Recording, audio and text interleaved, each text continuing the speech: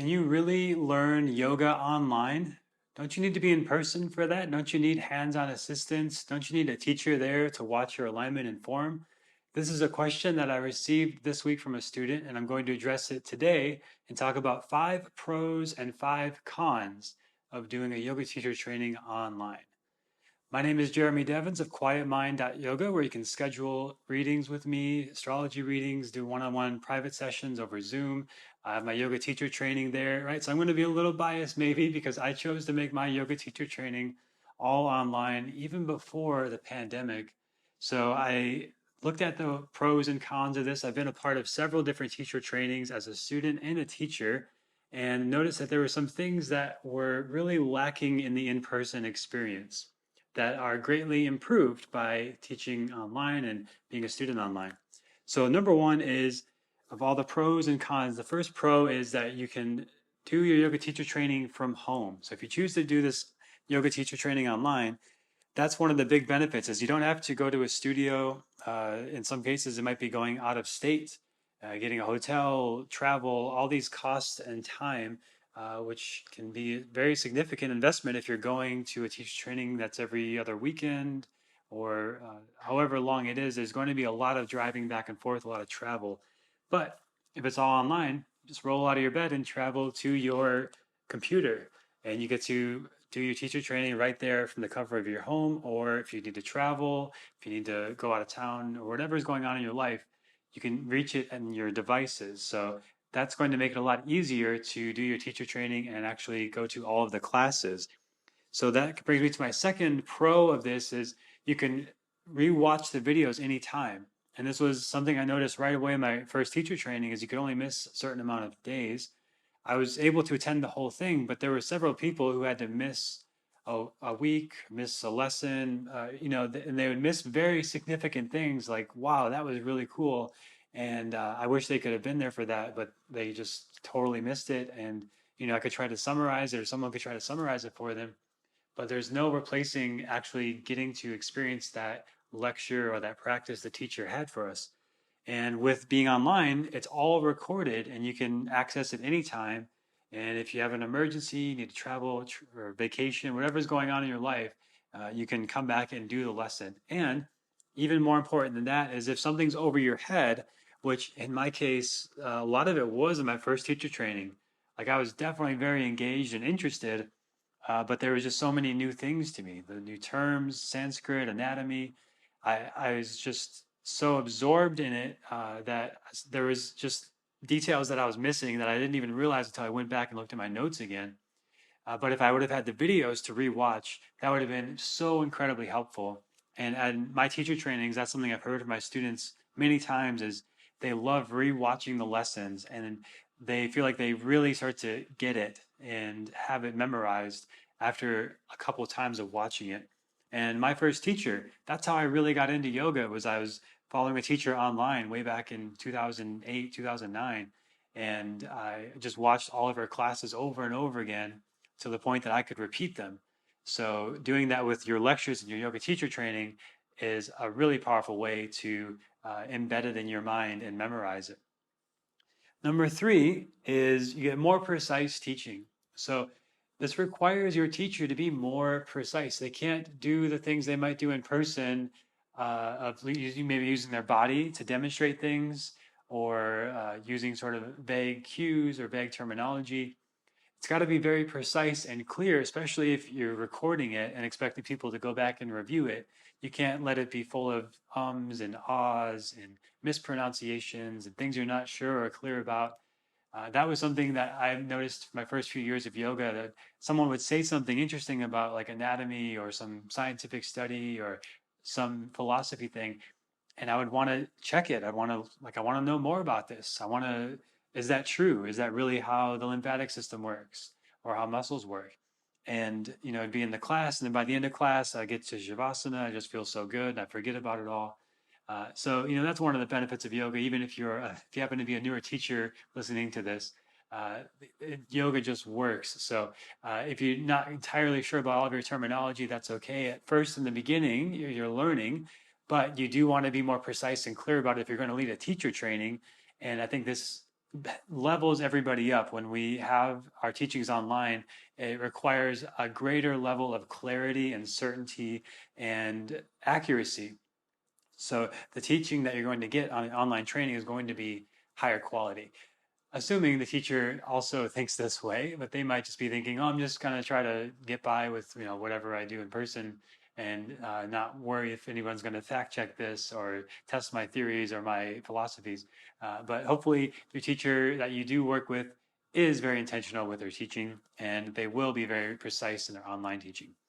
Number 4 is you get to have breakout rooms. So if you're using Zoom as a meeting platform and your teacher training, something really cool that you can do in Zoom is, like, I could take these two students over here, have them in their own Zoom room now so they can teach and practice with each other, and these two students over there and these two students over there, right? And just break everybody up into these different groups.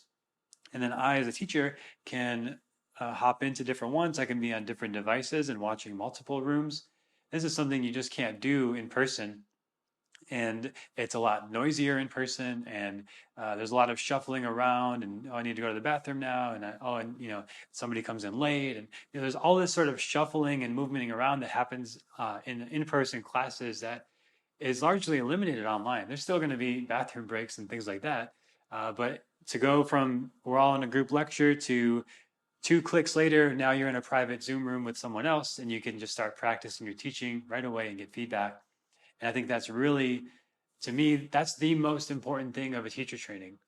Like, I've done improv classes, right? And for some reason, in the world of yoga and all these teacher trainings I've been a part of, a lot of it is emphasized in the lecture and sitting and listening. And it's amazing how much time I've spent in teacher trainings just sitting and listening. And I think that's valuable and totally valid. But like when I've done my improv classes, like I would have felt cheated if I just went to the class every week and we just sat and listened to people talk about what improv is, right? We've got to do the improv. We've got to get out there and push ourselves and try things and take risks and fail. And I think the yoga teacher training, it should be that environment. It's a yoga teacher training. It's not a yoga education class, right? It's not just lectures, right? It should be you being trained to teach. So in the online environment, there's little things like the breakout rooms that make it even easier to do that, where it can just suddenly you're teaching. And sometimes that's scary for students. And I think that's even better because now you're just jumping into it and you're confronting those fears and getting over those nervous jitters in the beginning, because you want to do that in your teacher training. You don't want to do that. Okay, you do one practicum and you teach at the end of your teacher training, and now you're just like thrown out to the wolves and you got to try to figure it out. You should be working out those kinks in the teacher training, getting over the nervousness and fear and anxiety, and starting to build confidence in your teacher training. And breakout rooms are probably one of the best ways I found to do that with the online trainings. And then finally, the last pro is having a firmer container. All right, so like I mentioned, just less traveling around to get to class, less distractions, less shuffling around, less noise. It's all just clearer and firmer. And it's, these dates are when we have our live classes and the recordings are here, and it's all contained in this thing. You can go back and rewatch it. Whereas the in-person thing, there is a container. It's like every Tuesday we meet at 7 p.m. or every other Sunday at noon. Whatever the container is for the teacher training is there. Totally valid, but you've got to drive there back and forth. There's more moving around. There's like usually in any teacher training I've been a part of before I started creating mine, there was no online classroom. There was no like database that had all the information. There was no collection of the recordings, but you get all of that in an online teacher training if it's done well and if it's well contained and the teacher knows how to hold space online as well as they do in person. Now, the 5 cons. So why might you not want to do an online teacher training? And if you're watching this during the pandemic, then it's not really an option right now because everything is online. But in the future, if you want to do, it's like, I really want to do one in person. And I've worked with students who say this, and it's like, I want to do an in-person training, then I'll do an online one, just because I want that environment, right? So one of the cons of being online is, this was what this student reached out to me about. There's no hands-on instruction from the teacher, of course, right? I can't be there to adjust your shoulders, the alignment of your arms, your elbows, your hips, all these things. you've got to be able to find that within, right? So if you're not a visual or auditory learner, if you're a more kinesthetic learner, doing it all online may be more challenging for you. Now, a good teacher will give you ways to embody the movements and the alignment and the teaching and give you kinesthetic cues. For example, teaching you the pairs of movements of the body. Understanding how anatomy is mostly pairs of movements. So the shoulders can elevate or depress, right? You don't need me to come around and tap your shoulders to know that you're moving into depression. And if you're in elevation in like downward facing dog or a headstand, that's going to cause more stress on the shoulder and the neck. So you want to find the depression of the upper traps. And I can do that by coming around and tapping on your shoulder, or I can do that by teaching you how to embody alignment by just doing the pairs of movements through all the different parts of the body. And I think a good teacher will be able to do that. So they have a sort of system, a way of teaching. And for me, it's the pairs of movements. That's what anatomy is: internal and external rotation, flexion and extension, right? All these movements, if we just do things to practice embodying that anatomy and that alignment, we very seldom need a teacher to have hands-on assistance to find those things. Now, it's helpful, it's nice, and if you're doing something like Ashtanga, where the assists are more of adjustments and they're really hands-on, then yeah, you've got to do Ashtanga in person. That's the way that is.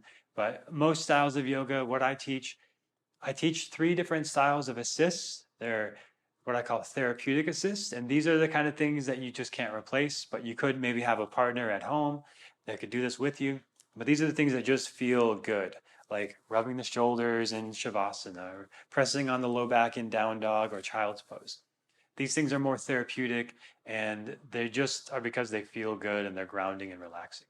And I teach how to do those in my training, and I teach you how to do them with a partner.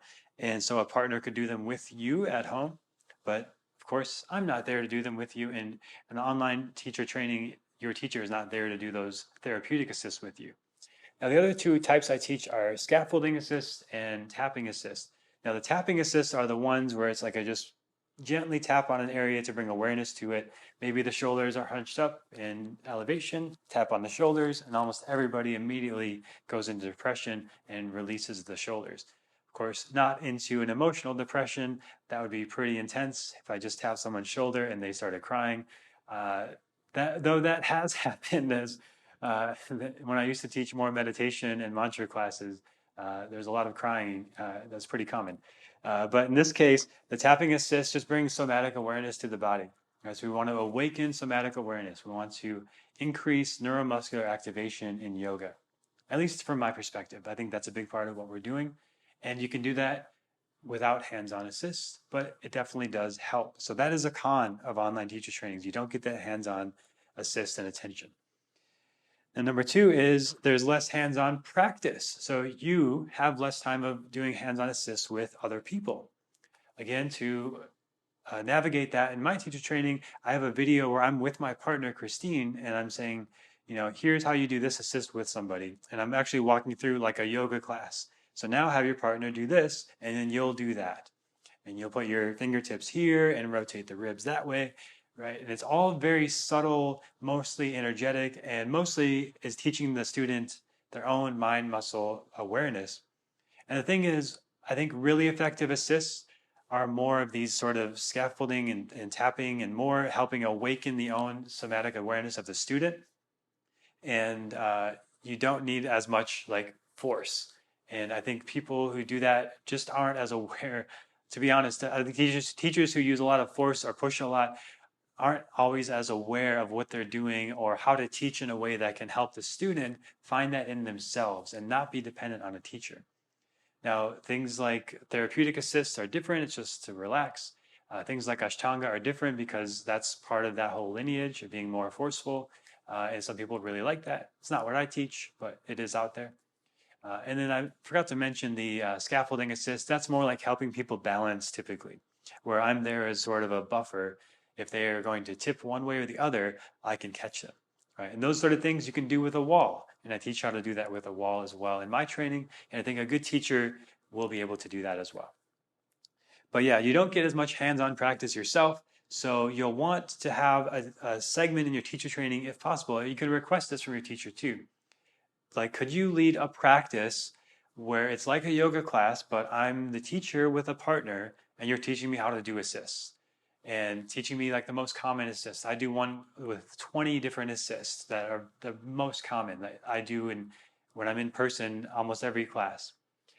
There are less common ones, but if you know those 20, like down dog, child's pose, triangle, half moon pose, warrior three, tree pose, all these sort of really common poses, and you know how to assist them well and safely and help your students increase their somatic awareness, then I think you can replace this con and have the benefits of knowing how to do those things. Number three is this con of not going to a yoga studio. So you don't get to go to like a special place that feels really good to be at, right? Like there is something very special and magical about having a yoga studio to go to, and it's different going to your computer in your spare bedroom or wherever you're practicing.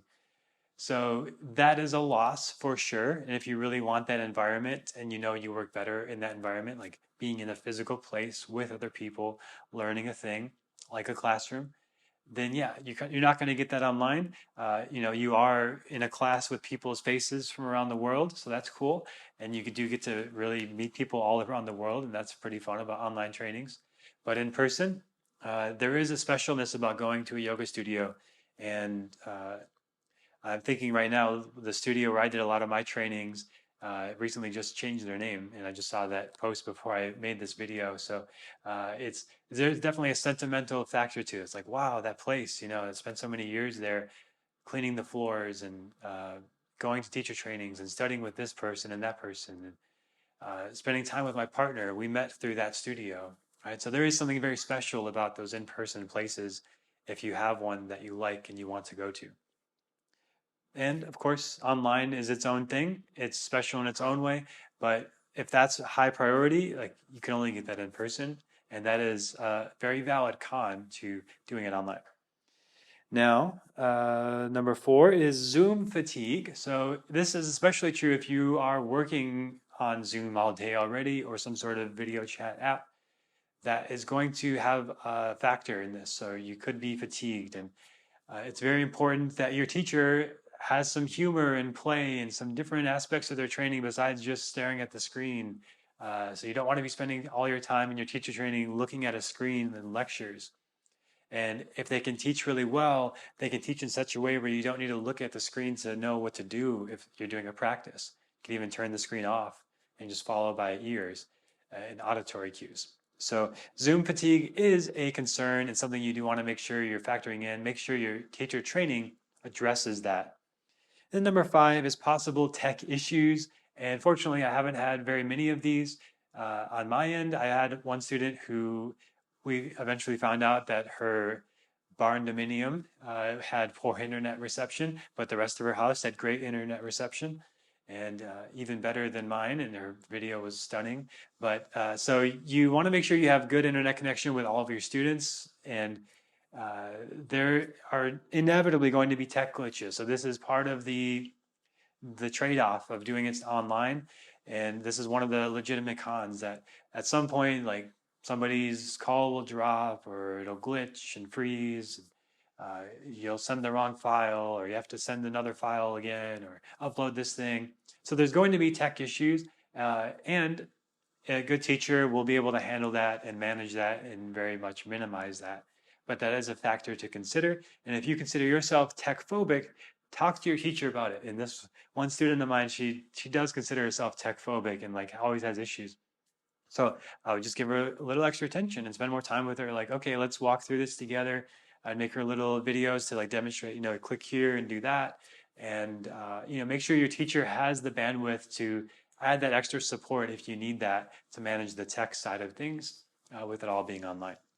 So those are my 5 pros and 5 cons. So again, the 5 pros, it's all at home. You can rewatch and review lessons anytime.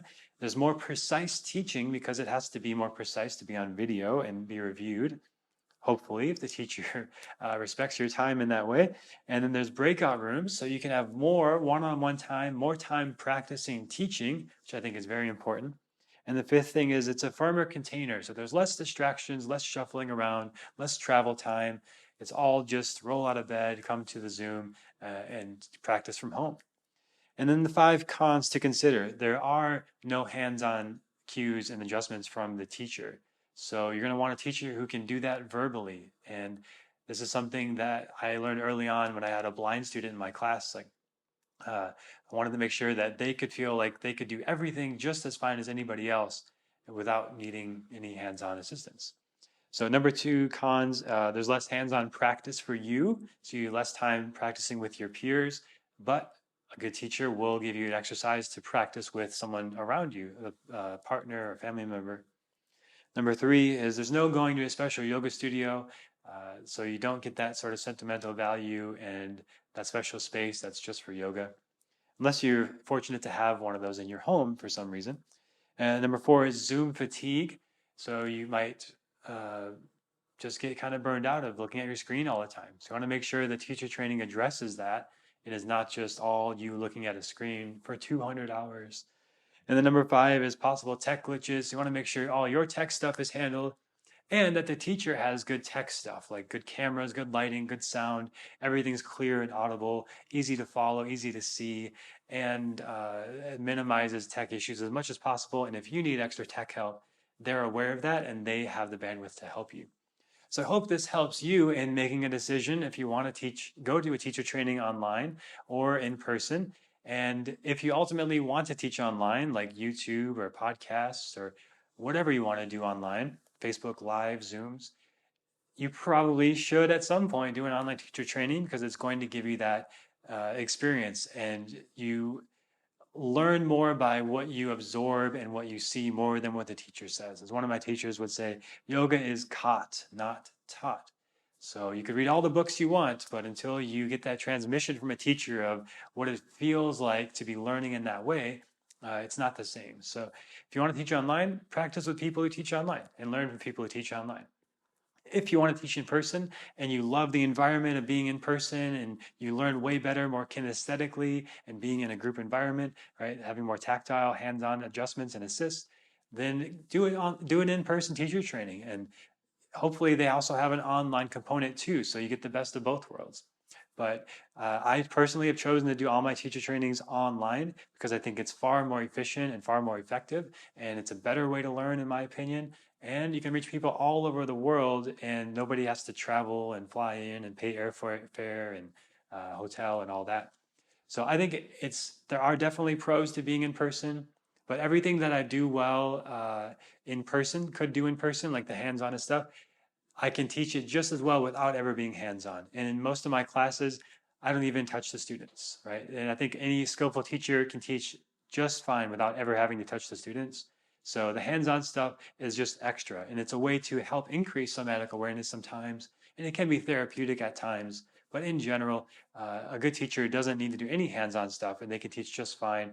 And you can learn that online. You don't need to be in person to learn that. But again, if you like those things, the environment and the sentimental value of being in that specific place to do it at that specific time, that's really the biggest one to me as I'm lamenting about the yoga studio that's no more, where I swept the floors and mopped the floors for 2 years and got to study with all my teachers. So there is a sentimental value to consider, and there's also definitely a sentimental value of doing it online. And I recently just finished my second yoga teacher training class online, and seeing everybody wrap up was very bittersweet, very grateful, but also sad. And I appreciate them all so much, and I'm really excited to see what they create next. And I'm excited to see what you create with this hopefully helpful information. So I hope you enjoyed this, and please subscribe to the Yoga Teacher Training Podcast wherever you find podcasts. Subscribe on YouTube to the Quietmind Yoga YouTube channel where I post videos like these, and hope you have a great rest of your day.